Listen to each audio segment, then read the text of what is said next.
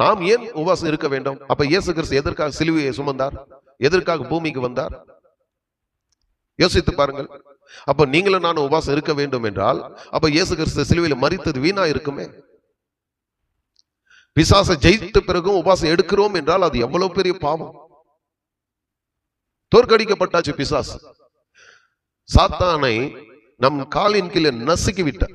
ரோமர் 16:20, எபிரேயர் 2:14 பாருங்க. மரணத்துக்கு அதிகாரியாக பிசாசன் தம்முடைய மரணத்தினால் அழித்துட்டார். இன்னும் அவனை இருக்கிறான் பிசாசு இருக்கிறான் பிசாசு கிரியை செய்யறான் உலகத்துல பிசாசு கிரியை செய்கிறான். அது உண்மை. பிசாசின் மீது அதிகாரம் கொடுத்து விட்டாரு. என் நாமத்தினால் பிசாசுகளை துரத்துங்கள் என்று. அப்ப பிசாசை துரத்துனா தானே, பிசாசை விரட்டி அடித்தா தானே நாடும் பட்டணம் சந்தோஷமா இருக்கும். அதை தான் பிலிப்பு செய்தார். சமரியாவில் உள்ள ஒரு பட்டணத்திற்கு சென்று அங்குள்ளவர்களுக்கு கிறிஸ்துவை பிரசங்கிக்கிறார். அநேகர் ஒருமனப்பட்டு கவனிக்கிறார்கள், கேட்கிறார்கள். அவர்களுக்குள்ள இருந்த அசுத்தாவிகள் மிகுந்த சத்தமிட்டு வெளியேறி போனது. பிறகு அற்புதங்கள் நடக்கிறது. சப்பானிகளும் திமிர்வாதக்காரரும் சுகம் அடைகிறார்கள். அந்த பட்டணம் மிகுந்த சந்தோஷம் அடைகிறது. ஒரு பட்டணம் ரட்சிக்கப்பட வேண்டும் என்றால் சபையில் அற்புதங்கள் நடக்க வேண்டும். உங்களுக்கு கொடுக்கப்பட்ட அந்த அதிகாரத்தை பயன்படுத்த வேண்டும். அதற்குண்டான வழியை தேடுங்க என்றால் உபவாசத்தை எடுத்து இவங்க சரீரத்தை ஒடுக்கி உங்கள் சரீரத்துல பலன் எல்லாம் குறுகி போகும், நீர் சத்து குறையும். அதுக்கப்புறம் சுகர் வியாதி, அந்த வியாதி இந்த வியாதி வரும். சீக்கிரத்தில் சொர்க்கத்துக்கு போக வேண்டியதான். ஏசாயா 58 படிங்க.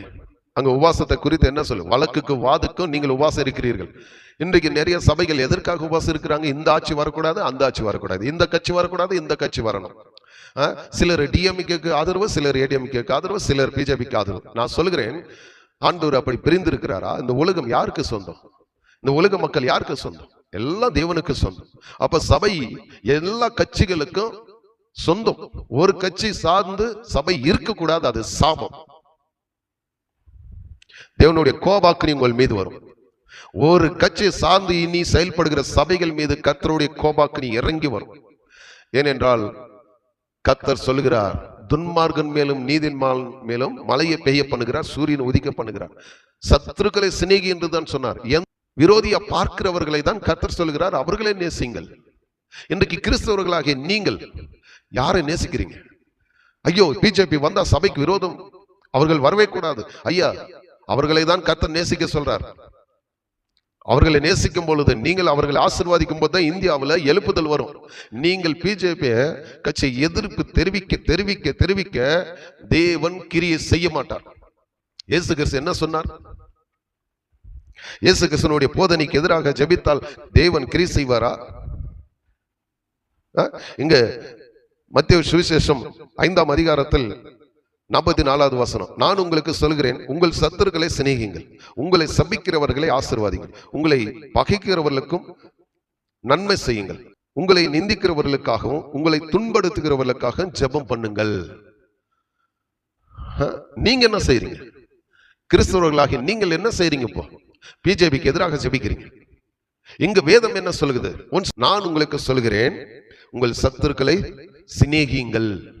அடுத்தது, உங்களை சபிக்கிறவர்களை ஆசீர்வாதிங்கள். அடுத்தது, உங்களை பகைக்கிறவர்களுக்கு நன்மை செய்யுங்கள்.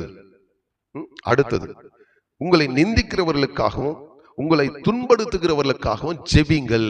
இதுதான் இயேசுனுடைய போதனை. விசுவாசிகளை முட்டாளாக்கி கொண்டு இருக்கிறார்கள் பெரிய பெரிய ஊழியர்கள்.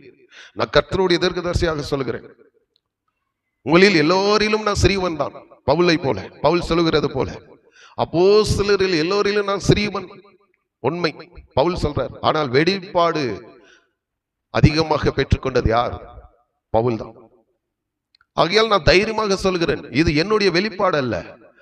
எல்லா தீர்க்கதரிசிகளிலும், இப்போது இருக்கிற எல்லா ஊழியர்களிலும் நான் சிறிய ஊழியக்காரன் தான்.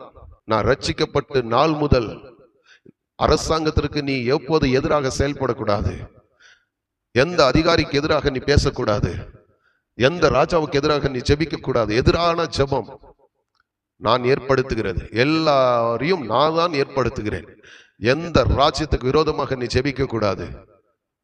நான் உனக்கு சொன்னதை மாத்திரம் செய் என்றார்.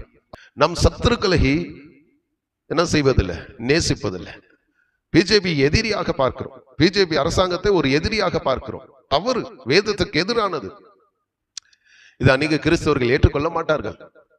ஏன்னால் பிசாசுக்கு என்ன பிடிக்காது தெரியுமா? பிசாசுனுடைய தந்திரம் என்ன? சத்துருக்களை மன்னிக்கவே கூடாது. அதுதான் பிசாசுனுடைய சிந்தை, அதுதான் மாம்சம். மாம்ச சிந்தை உள்ளவர்கள் யார் என்றால் இந்த வசனத்துக்கு எதிரானவர்கள், இயேசு கிறிஸ்து சொன்ன வார்த்தைக்கு எதிரானவர்கள் தான் மாம்ச சிந்தை உள்ளவர்கள்.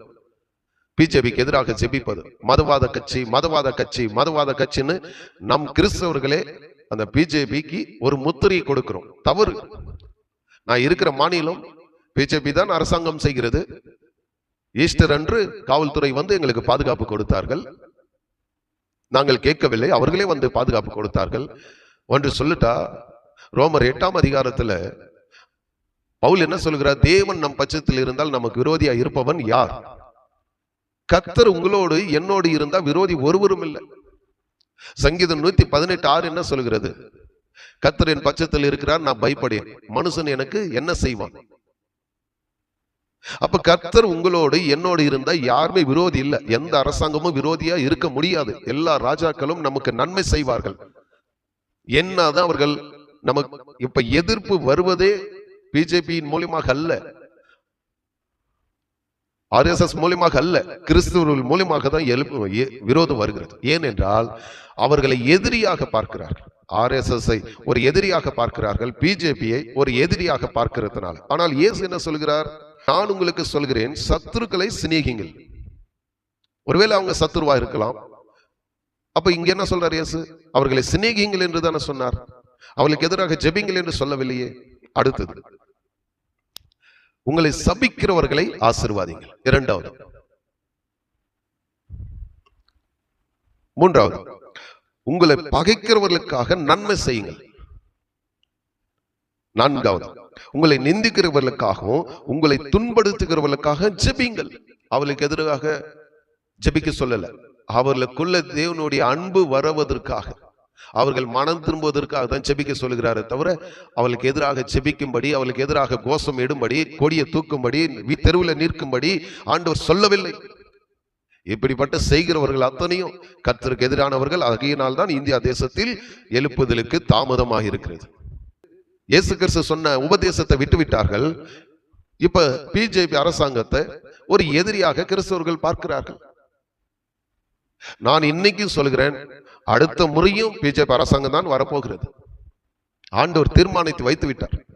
இது நீங்க இல்ல, இது ஆண்டவருடைய திட்டம். அதற்கு ஒரு ரகசியம் இருக்கிறது, அது இப்போது நான் சொல்ல மாட்டேன். அது நிறைவேறும். என்னிடத்தில் கர்த்தர் சொன்னார், 2019ஆம் ஆண்டு, உன் சத்துருக்கு முன்பாக உனக்கு ஒரு பந்தி ஆயத்தப்படுத்துவேன், உன் தலை எண்ணெயினால் அபிஷேகம் செய்து உன் பாத்திரத்தை நிரப்புவேன். இந்த வசனம் யாருக்காக இந்த வசனம் என்றால், தாவீது இந்த வசனத்தை, இந்த சங்கீதத்தை பாடினார். ஆனால் இந்த வசனம், உன் சத்துருக்கு முன்பாக உனக்கு ஒரு பந்தி ஆயத்தப்படுத்துவேன், இது யாரை குறிக்கிறது என்றால் இயேசு கிறிஸ்துவை குறிக்குதான். நான் உன் சத்துருக்கு முன்பாக ஒரு பந்தி ஆயத்தப்படுத்துவேன், சபையை, உன் ஜனங்களை நான் அபிஷேகம் செய்வேன், உன் சபை நிரம்பி வலியும். தாவீது யாரை குறித்து பாடுகிறார் என்றால் கிறிஸ்துவை குறித்து பாடுகிறார். இந்த வசனத்திற்கு எனக்கு வீக்கானம் பண்ணி கொடுத்தது பரிசுத்த ஆவியானவர். இன்னும் பல காரியங்களை பரிசுத்த ஆவியானவர் எனக்கு உத்தரகண்ட் மாநிலத்தில் நான் இருக்கும் பொழுது எனக்கு சொன்ன காரியம். உங்கள் நினைவுகள் வேற, என் நினைவுகள் வேற என்று கர்த்தர் சொல்லியிருக்கிறார். இப்போது கிறிஸ்தவர்களுடைய நினைவுகள் மாம்ச நினைவுகள். ஆசை சிந்தை மரணம், ஆவியின் சிந்தைய ஜீவனும் சமாதானம். ஆவியிலே நடத்தப்படுவீர்கள் என்றால் உங்களுக்கு எந்த அரசாங்கம் வந்தாலும் பயமே இருக்காது. ஆவியிலே நடக்காத சபைக்கு தான் பயம். பிஜேபி வந்துவிட்டால் ஊழியம் செய்ய முடியாது, அது செய்ய முடியாது, இது செய்ய முடியாது. நான் கர்த்தருடைய தீர்க்கதரிசியாக சொல்லுகிறேன், கர்த்தர் சொன்ன வார்த்தை நிறைவேறும். அந்த அரசாங்கத்தை வைத்துதான் கர்த்தர் பெரிய ஒரு மாற்றத்தை இந்தியா தேசத்துல கொண்டு வர போகிறார். பிஜேபி அரசாங்கத்தை கர்த்தர் கொண்டு வந்தார் என்றால் அதற்கு ரகசியம் இப்போது நான் சொல்ல விரும்பல. அது சில திட்டங்கள் நிறைவேற வேண்டியது இருக்கு. பிஜேபி அரசாங்கத்தின் மூலமாக சில திட்டங்கள் கர்த்தர் நிறைவேற்ற போகிறார். இன்னும் அது நிறைவேற வேண்டிய காரியம் இருக்கிறது. அது நிறைவேற்றின பிறகுதான் இந்த அரசாங்கத்திற்கு ஒரு முடிவு வரும். இது 2014 எனக்கு கொடுத்த வெளிப்பாடு. God bless you.